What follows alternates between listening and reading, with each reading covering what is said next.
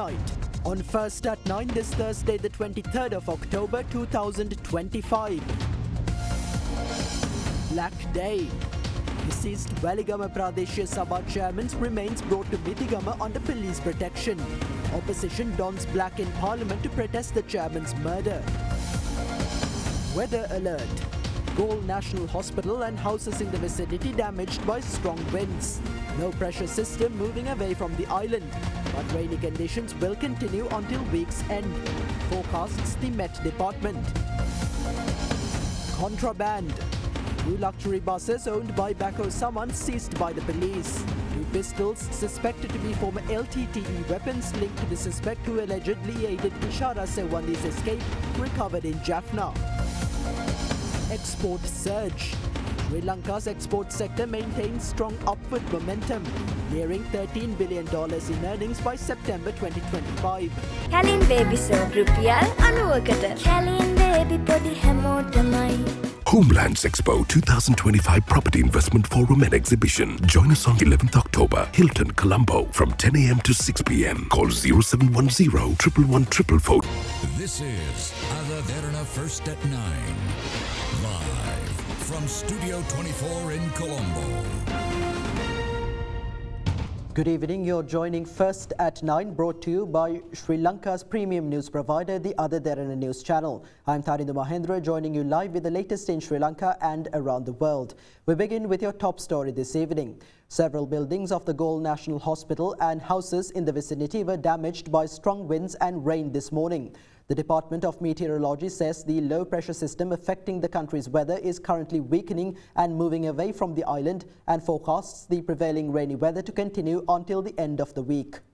As Sri Lanka continues to experience extreme weather, more rainfall is expected in several areas and many roads remain submerged. Several buildings at the Galle National Hospital were damaged by strong winds accompanied by rain this morning. Additionally, several houses and boutiques in the Galle Karapitia and Deddugoda areas were also damaged. Railway traffic on the coastal line was delayed this morning after a tree fell onto the Galle Beliata railway line in the Katigoda area due to strong winds. Train services on the up-country lane, which had been suspended since the 19th due to landslides, resumed this morning. Accordingly, two trains were operational, one from Kandy to Polgahavela and the other from Kandy to Colombo Fort. Meanwhile, heavy traffic congestion was reported due to adverse weather along the A9 road near the Dambulla Economic Centre, near the Disoisa Stadium in Moratuwa, and in the Panipitia and Rajagiriya areas. The spill gates of several major reservoirs, which were open due to heavy rains over the past few days, remain open. According to the Disaster Management Centre, 10,644 people belonging to 2,632 families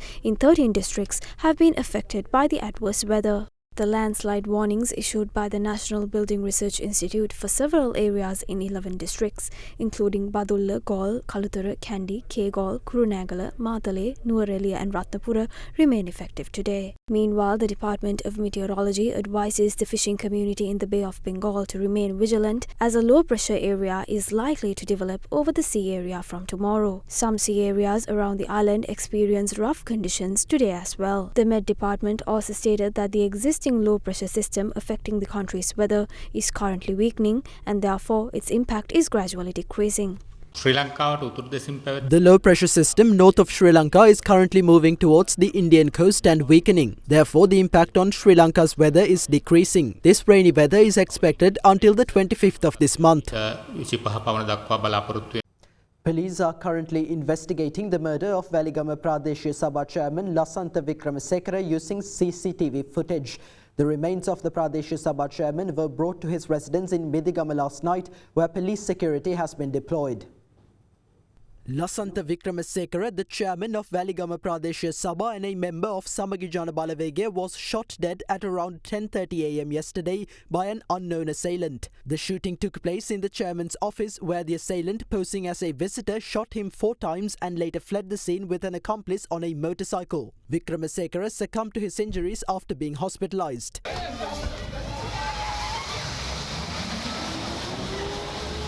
Authorities have uncovered that Midigamaruan, a known underworld figure currently detained at the Busa High Security Prison, had sent death threats to the deceased Pradesh Sabha chairman. Police therefore suspect Midigamaruan to have orchestrated the murder. 4 police teams are investigating the incident under the direct supervision of Senior DIG Kitsiri Jailath, who is in charge of the Southern Province, and under the instructions of Senior Superintendent of Police Wasantha Kumara, who oversees the Tangol Division. Police stated that investigations are currently being conducted using CCTV footage. It has been revealed that the assailant and accomplice fled towards Mathura after the attack.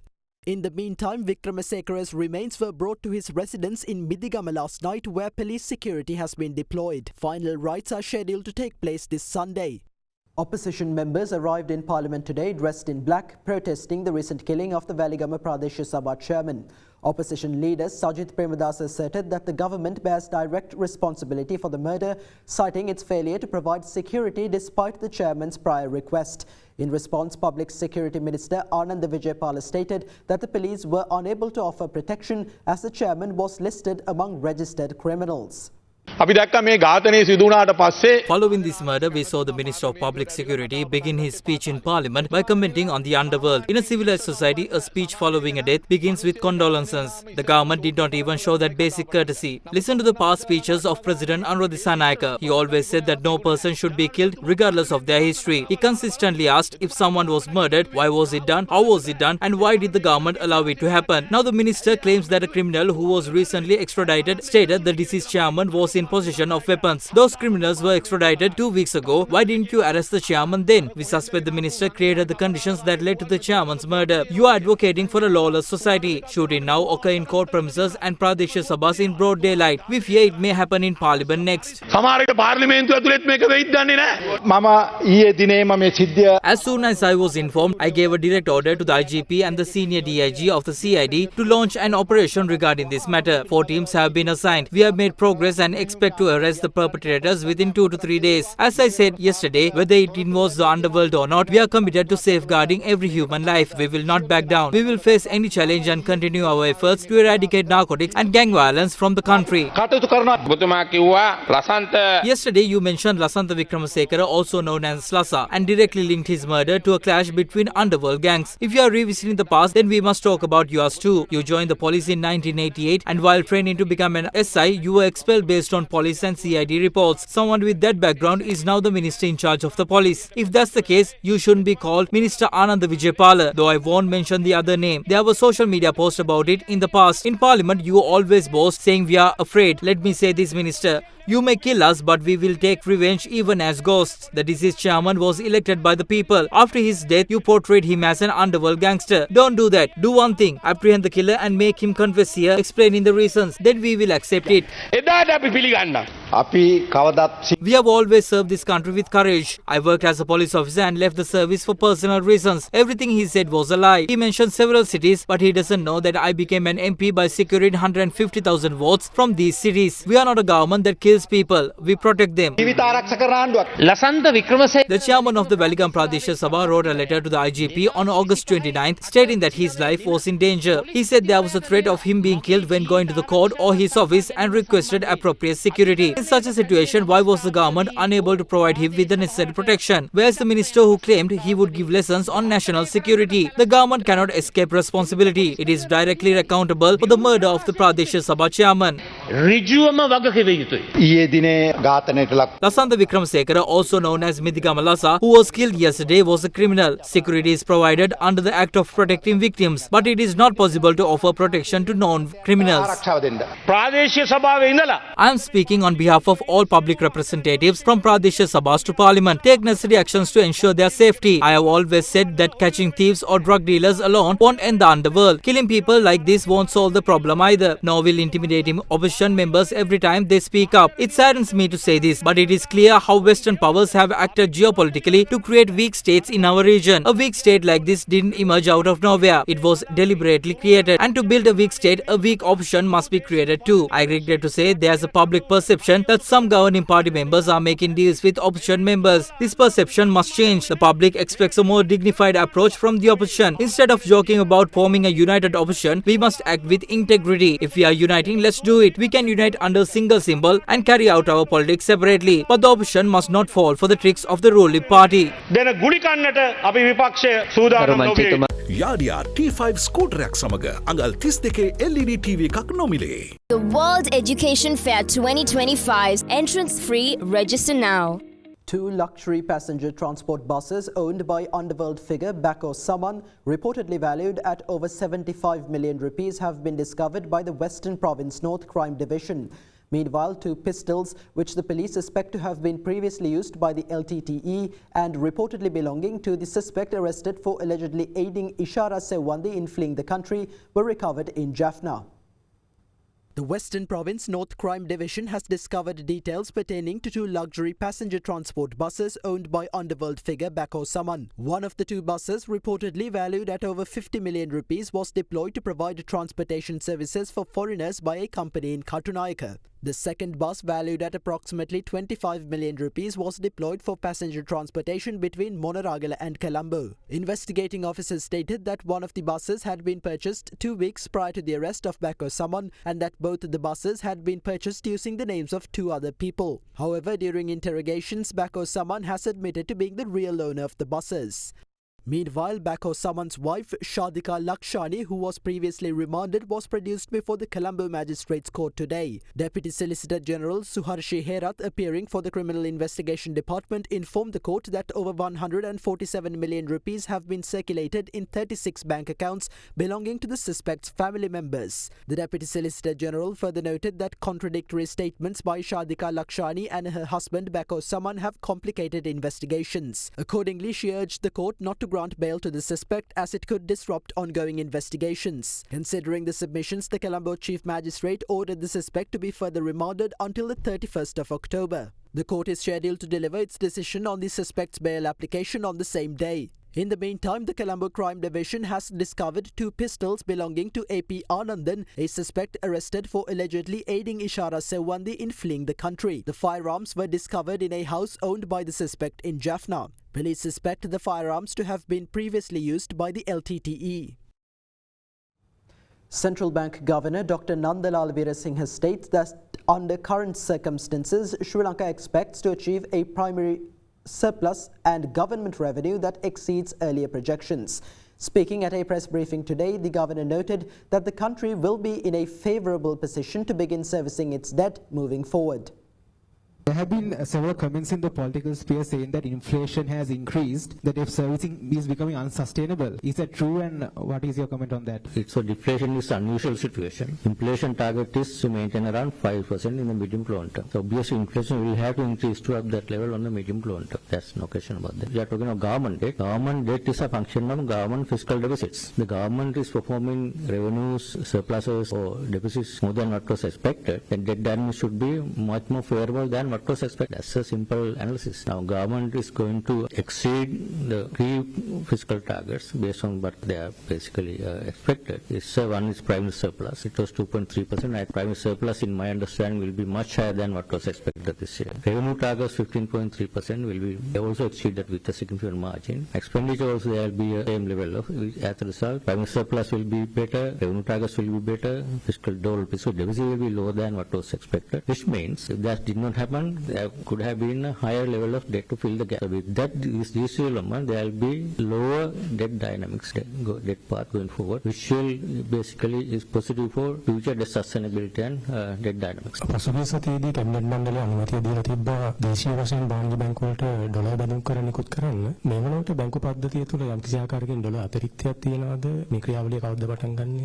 බැංකු වල When looking at data from banks, we can see that net foreign assets have increased significantly significantly in recent times. The main reason for this is that when foreign currency deposits rise, banks tend to invest those funds to earn higher returns. As a result, their foreign assets have increased. In the past, there was an instrument called development bonds. Similarly, banks can now invest a portion of their foreign assets in debt instruments of a similar nature. Starting next year, the Policy Review and Monitoring Department of the Central Bank of Sri Lanka will assume responsibility for loan measurements. They will conduct market research and manage the process accordingly. Obtaining loans in foreign currency from domestic commercial banks represents a diversification in the government's borrowing strategy. Cabinet approval has already been granted to proceed with this initiative.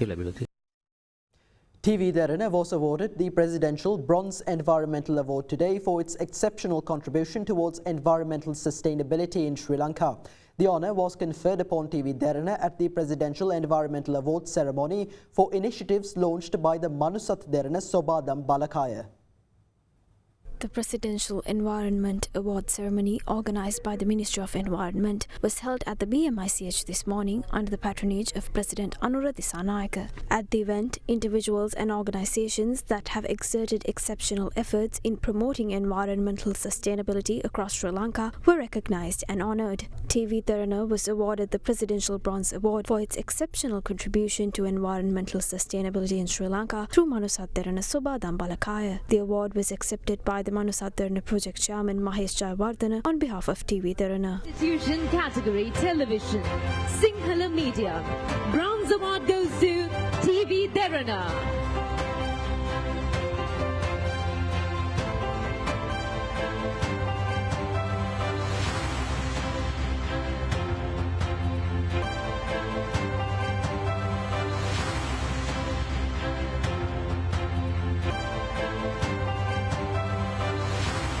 දේශගුණික විපර්යාසයන් අපගේ කෘෂි කර්මාන්තය Climate change is increasingly threatening our agriculture, water resources and coastal areas. Environmental pollution and waste generation have also surged due to urbanization. Destruction of natural resources is threatening life itself. There is a large number of challenges before us. This convention should be used as an opportunity for a fresh beginning. The country should walk forward as a green, clean and more sustainable nation. වඩා තිරසාර රටක් ලෙස එක්ව ඉදිරියට යාමේ අවස්ථාවක් බවටද මේ පත් කර ගනිමු. The government is set to roll out sweeping education reforms starting in 2026 with major curriculum changes for grades 1 and 6 launching next year. The Ministry of Education has issued new guidelines restructuring primary education into 3 key stages and introducing a curriculum built around 9 core learning areas. Grade 1 students will receive activity books instead of traditional textbooks, while Grade 5 school hours will run from 7:30 a.m. to 2 p.m.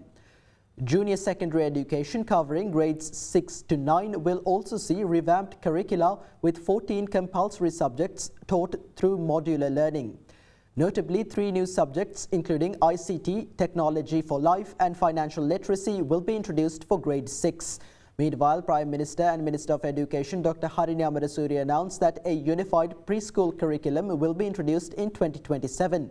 Training for nearly 19,000 preschool teachers begins on November 25th.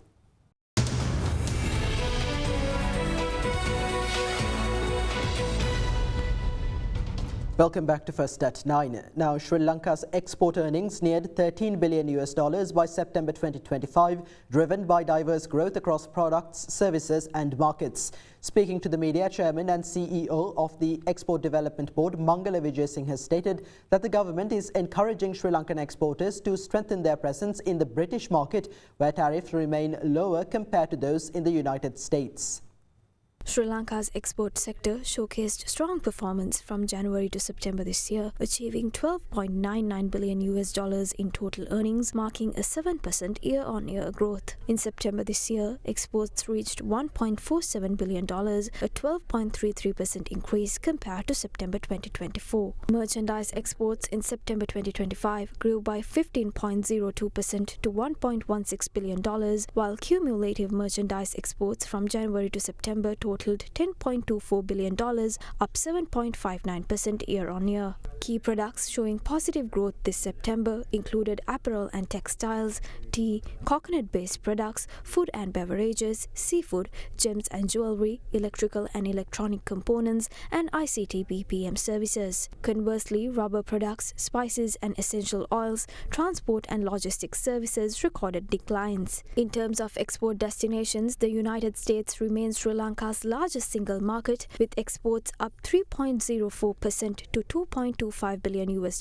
between January and September 2025. India became the second largest destination, with exports up 23.09%, followed by the United Kingdom, which demonstrated a 4.4% growth. Chairman and CEO of the Export Development Board, Mangala Vijayasinghe, commented on the country's export performance. ලෝක වෙළඳ පොලේ ඉහළම මිලක් අපේ තේ kilogram එකකට ලැබෙනවා $4 වගේ. හැබැයි දැන් අපේ රටේ තියෙන තේ නිෂ්පාදනය සම්බන්ධ අර්බුදකාරී තත්ත්වයන් මත තේ අපනයනය අඩු වෙන්න පුළුවන්ද?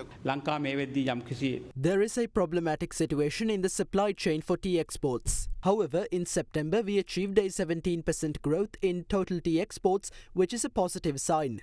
During the last few months, the industry earned $1.16 billion over the past 9 months, reflecting a 10% growth. ඒ වගේ 10% කරාසන වර්ධනයක් ලබාගෙන තියෙනවා. පෞද්ගලික කාලේ කංශ වගාව සම්බන්ධයෙන් මාතෘකාවක් ආවා. ඒකේ අලුත් තත්ත්වය කොහොමද?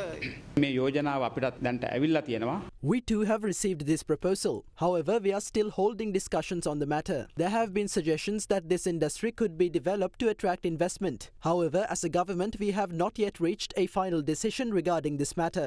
රජයේ විතර තාම අපි අවසාන තීරණයක් එකඟ වෙලා නැහැ ඒ සම්බන්ධයෙන්. ඇමරිකා එක්සත් ජනපදයට අපේ ඇඟලුම් වැඩි ප්‍රමාණයක් අපනයනය කරන්නේ. දැන් තීරුබදු 130 මට්ටමේ තියෙන හින්දා දැන් මේක සම්බන්ධ මේ ප්‍රමාණය තීරුබද්ද අඩු කර ගැනීම සම්බන්ධ සාකච්ඡාවල ප්‍රතිඵලයක් තියෙනවද? රජයක් විදිහට අපි අපනයනකරුවන් දිරිමත් කරමින් ඉන්න. As a government, we have been encouraging exporters, especially in the apparel sector. The US market is a very large one, but we have also received another opportunity in the United Kingdom, where tariffs are lower. We must take advantage of that opportunity for Sri Lanka. At present, we are holding discussions and encouraging our exporters to strengthen their presence in this market next year.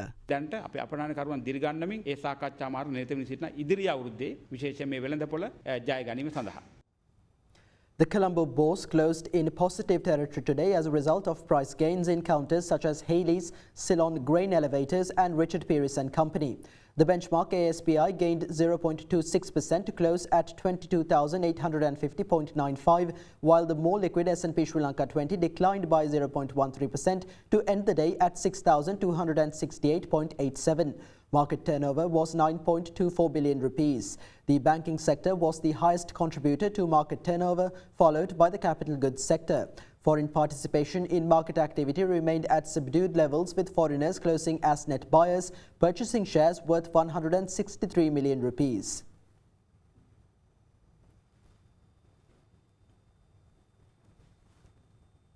With that, here's a look at today's foreign exchange rates.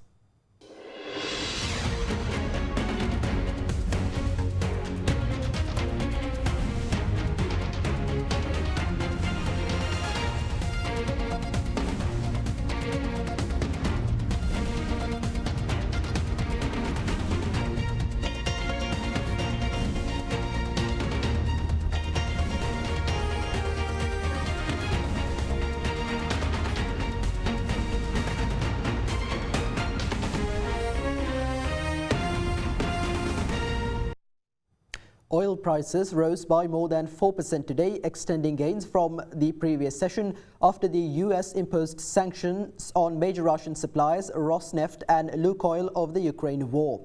Brent crude futures were up $2.71 or 4.3% at $65.30 a barrel, while US West Texas Intermediate crude futures were up $2.56 or 4.4% at $61.06. Crude prices jumped after the US sanctions were rolled out, and refineries in China and India will now need to seek alternative supplies to avoid exclusion from the Western banking system. Indian refiners are expected to sharply curtail imports of Russian oil due to the new sanctions. The US said it was prepared to take further action as it called on Moscow to agree immediately to a ceasefire in its war in Ukraine. Britain sanctioned Rosneft and Lukoil last week. That's all for tonight from First at 9. Thank you for joining. Have a great night.